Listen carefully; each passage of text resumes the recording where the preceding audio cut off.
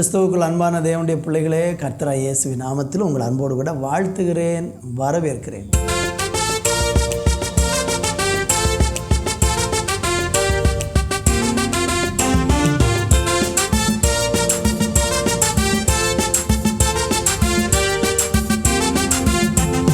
பிரியமானவனே, உன் ஆத்துமா வாழ்வது போல் எல்லாவற்றிலும் வாழ்ந்து சுகமாயிரு மகனே. பிரியமானவளே, ஆத்துமா வாழ்வது போல் எல்லாவற்றிலும் வாழ்ந்து சுகமாயிரு மகனே. வாழ்க்கை என்பது போராட்டமே, நல்லதொரு போராட்டமே. வாழ்க்கை என்பது போராட்டமே, நல்லதொரு போராட்டமே. ஆவிதரும் பட்டயத்தை, ஆவிதரும் பட்டயத்தை எடுத்து போராடி வெற்றி பெறு, எடுத்து போராடி வெற்றி பெறு. பிரியமானவனே, ஆழ்த்துமா வாழ்வது போல் எல்லாவற்றிலும் வாழ்ந்து சுகமாயிரு மகனே. பிரியமானவளே, உன் ஆத்துமா வாழ்வது போல் எல்லாவற்றிலும் வாழ்ந்து சுகமாயிரு மகனே. தகப்பனே, எங்களுக்கு இந்த உலகத்தில் கொடுத்திருக்கிற வாழ்க்கையில் நாங்கள் எத்தனை போராட்டங்கள் வந்தாலும் அதை எதிர்கொள்ளவும் மேற்கொள்ளவும் நீர் எங்களுக்கு கிருபை தாரும், வழி நடத்தும், காத்துக்கொள்ளும். இயேசுவின் நாமத்தில் பிதாவே, ஆமேன், ஆமேன். அன்பு தேவ பிள்ளைகளை, இந்த நாள் தியானிப்பதற்கு 2 தீமோத்தேயு 4:7 சொல்லப்பட்டிருக்கிறது. நல்ல போராட்டத்தை போராடினேன், ஓட்டத்தை முடித்தேன், விசுவாசத்தை காத்து கொண்டேன். வாசித்த இந்த வசனத்தில் அப்போஸ்தலனாகிய பவுல் வாலிபனாகிய தீமோத்தேயுவுக்கு தன்னுடைய அனுபவத்தை சொல்லுகிறதை பார்க்கிறோம். என்ன சொல்கிறாரு? நான் ஒரு போராட்டம் நிறைந்த வாழ்க்கை தான் இந்த உலகத்தில் வாழ்ந்தேன். ஆனால் எல்லாரும் போராடுகிறது போல உள்ள போராட்ட வாழ்க்கை இல்லை. நான் போராடின போராட்டம் என்பது அது ஒரு நல்ல போராட்டம் என்று சொல்லுகிறதை பார்க்கிறோம்.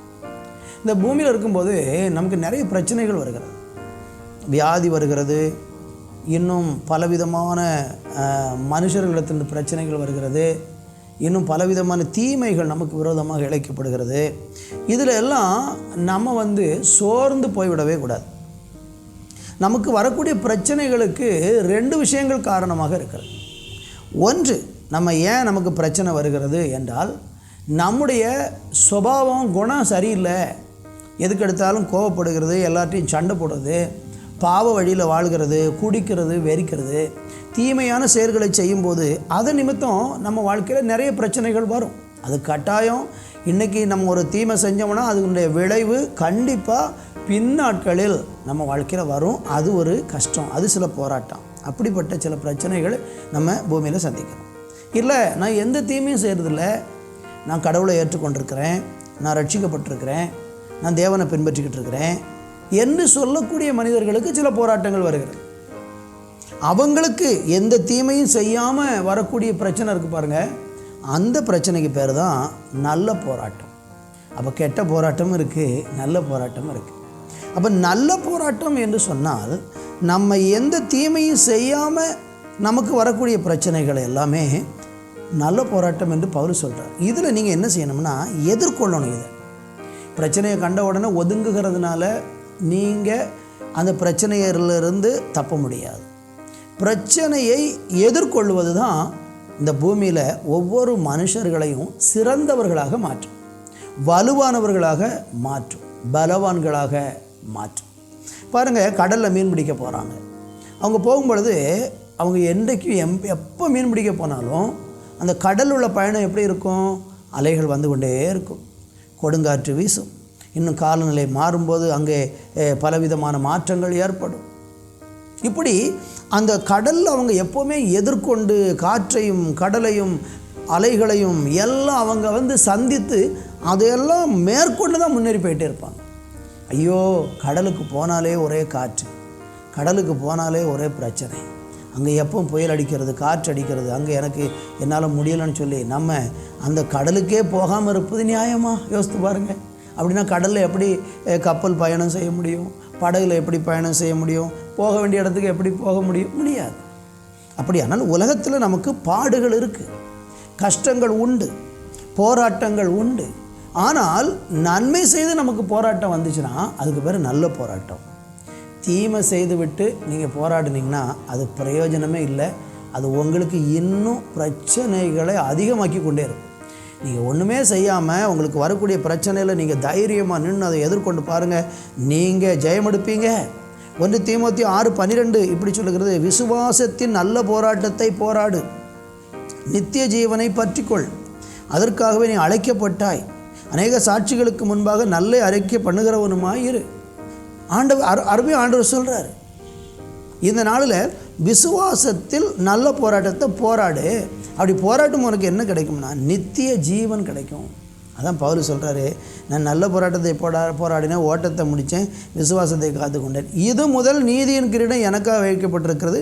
நீதி உள்ள நியாயாதிபதியாகிய கர்த்தர் அந்நாளில் அதை எனக்கு தந்தருளுவார். எனக்கு மாத்திரமல்ல, அவர் பிரசன்னமாகுதலை விரும்புகிற யாவருக்கும் அதை தந்தருளுவார் என்று 2 தீமோத்தேயு 4:8 அங்கே பவுல் சொல்லுகிறதை பார்க்கும். அப்போ உங்களுக்கு வரக்கூடிய ஒவ்வொரு போராட்டங்களையும் நீங்கள் ஸ்தோத்திரம் தைரியமாக நின்றால் அதை நீங்கள் ஜெயம் எடுக்கலாம். 1 தீமோத்தேயு 1:18 போட்டு, குமாரனாகிய தீமோத்தேயுவே, உன்னை குறித்து முன்னுண்டான தீர்க்க தரிசனப்படியே நீ அவைகளை முன்னிட்டு நல்ல போராட்டம் பண்ணும்படி இந்த கட்டளையை உனக்கு ஒப்புவிக்கிறேன். நீ விசுவாசமும் நல்மனசாட்சியும் உடையவனாக இரு. அப்போ நல்மனசாட்சி உடையவங்களாக இருந்து கொண்டு நமக்கு வரக்கூடிய பிரச்சனைகளை எல்லாம் நம்ம எதிர்கொள்ளணும். என்ன தான் வருதுன்னு பார்க்கலாமே அப்படி சொல்லி எதிர்கொண்டீங்கன்னா நீங்கள் பலவானாக மாறிடுவீங்க. நீங்கள் பாருங்கள், காற்று அதிகமாக வீசக்கூடிய இடங்களில் இருக்கிற மரங்களெல்லாம் பாருங்கள் விழுந்தே போகாது. அது என்ன காற்று அடித்தாலும் சின்ன மரமாக இருக்கும் பொழுதே காற்று அடித்து அங்கே வளைந்து இங்கு வளைந்து வேர்களெல்லாம் ரொம்ப ஆழமாக போய் பூமிக்குள்ளே பதிஞ்சு எவ்வளோ பெரிய காற்று அடித்தாலும் பெரிய மரம்னாலும் விழாது.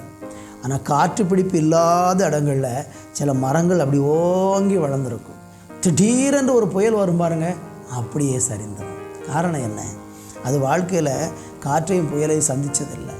நம்ம வாழ்க்கையில் வருகிற ஒவ்வொரு பிரச்சனைகளும் நம்மளை பலவான்களாக ஆக்கி உருவாக்கி அநேகருக்கு பிரயோஜனமாகவும் நித்திய வாழ்வுக்கு உங்களை தகுதி உடையவங்களாய் மாற்றும். சோர்ந்து போக வேண்டாம், நல்ல போராட்டம் போராடுவோம். தகப்பனே, இந்த நல்ல போராட்டத்தை போராடி நாங்கள் வெற்றி பெற்று ஜீவ கிரீடத்தை பெற ஒவ்வொருவரை ஆசீர்வதியும். இயேசுவின் நாமத்தில் பிதாவே, ஆமேன், ஆமேன்.